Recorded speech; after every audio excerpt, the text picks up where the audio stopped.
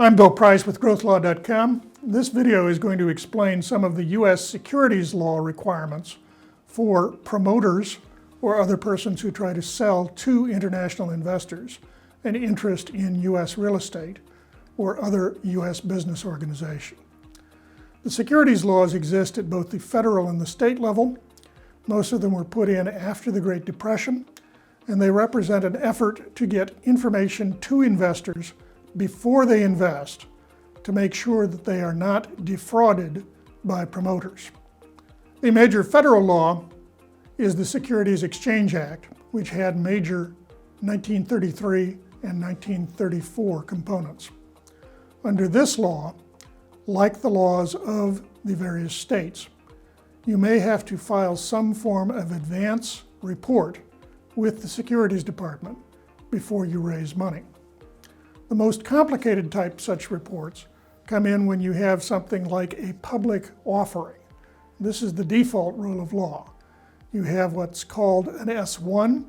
It gets filed with the Securities Exchange Commission. The Commission's lawyers review this in detail. Your lawyers discuss the claims in a prospectus, which is included within that S-1, and there are large fees to be paid. Most investments are not structured so that public offerings are made. Instead, there are exceptions to the public offering rules. Why are these used? Mostly because public offerings cost up to $1 million to get broker-dealers, lawyers, reporting done, discussion with the SEC, and then Sarbanes-Oxley compliance on accounts after the offering.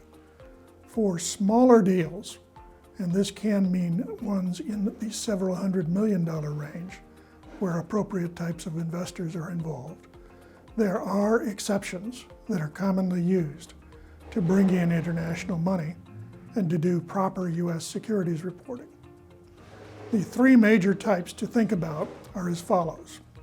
First, for any amount of money, if money is not raised in the United States, then a notice filing to the U.S. Securities Administration, known as a Regulation S filing, may be all that is needed. If, for instance, there is an international real estate company and it lists on an international exchange, that exchange information, together with the Reg S filing, may be all that is needed, so long as the fund does not raise money inside the United States. Second, for up to $5 million per year, there are regional filings under what is called Rule 504. This may be sufficient to build a small strip center or to come in as an EB-5 investment-seeking organization or other things where the total per project stays below that $5 million. Regional reviews are done by consortiums of states. So here in the Midwest, you might have review for a deal that raised money in both Illinois and Missouri by the Illinois or the Missouri Securities Department. In addition to the Rule 504, there is what is called a Rule 506C offering. Now remember, Sub S is not the same as Reg S. Reg S is a securities filing, Sub S is a tax issue. Rule 504, though it generally applies to private offerings, does not apply to a specific type of angel offering. This is what's called the Rule 506C offering. Mumbo jumbo with numbers is not the important part.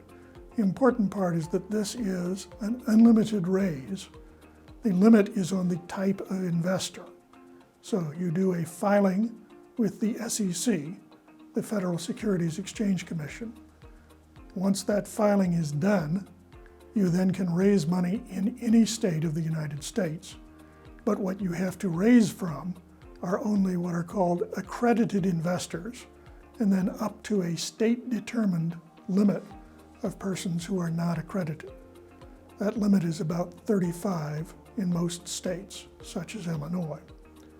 What is an accredited investor? Well, this could be an investment organization like a bank or an investment company, but these are generally people who are representing rich people. How do you define rich people? Well, people who have an average of more than $200,000 per individual per year shown as net income on their tax returns, or else people with $1 million or more exclusive of their household house value are usually accredited investors under both federal and state definitions. Once the federal filing is done, a notice filing is allowed in the various states, again under Rule 506C. Your next question is, what do these filings have to include? The federal Rule 506 filing is not detailed. It does not contain information to the investor beyond who the promoter is, how much is being raised, and what states the money is being raised in, and generally speaking, what the name of the promoter organization or its business is. More detail is required under both federal and state law to avoid a problem which is called securities fraud. Now, securities fraud is a little different than common law fraud. For common law fraud, you have to show an intent to deceive, a deception, an injury to a person caused by that deception.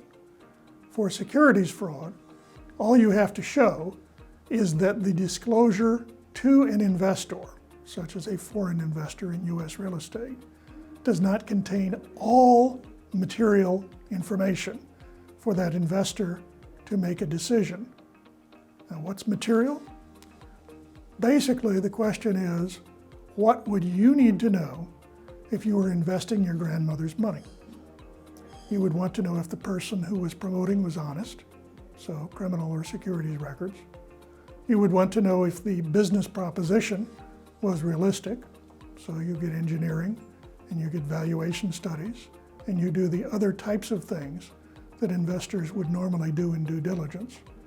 And you put all of this information into what is called a disclosure document. For a public offering, that document is called a prospectus. For a private offering, the document is called a private placement memo. In either case, this is basically an insurance document to help you survive lawsuits by angry millionaires in case an investment goes south. There are three major elements for your deal team in any given securities offering. And remember, a securities offering is involved whenever you are asking persons to invest with you with the common purpose of making money. So it could be a loan, could be an investment in an LLC, could be just about anything that uses other people's money to depend on your efforts to produce profits. The first persons in the deal team are, of course, the promoters. This would be the development organization, plus its internal business planning people, plus valuation consultants, plus engineers, plus architects, all of those necessary to know that a business is going to be able to make money from a real estate development, and to be able to make accurate projections, or as accurate as can be done beforehand, for investors as to how much money they could earn if they have an appropriate share of profits in that development. Second, you need lawyers who are securities lawyers as opposed to litigators. What are securities lawyers? They're people who help file documents with local securities departments and who know what material disclosures are. Finally, you may have a third element to a team. That would be a securities broker or other organization to handle the money of the investors. This could be the trust department of an international bank. I'm Bill Price with growthlaw.com, and I thank you for your time.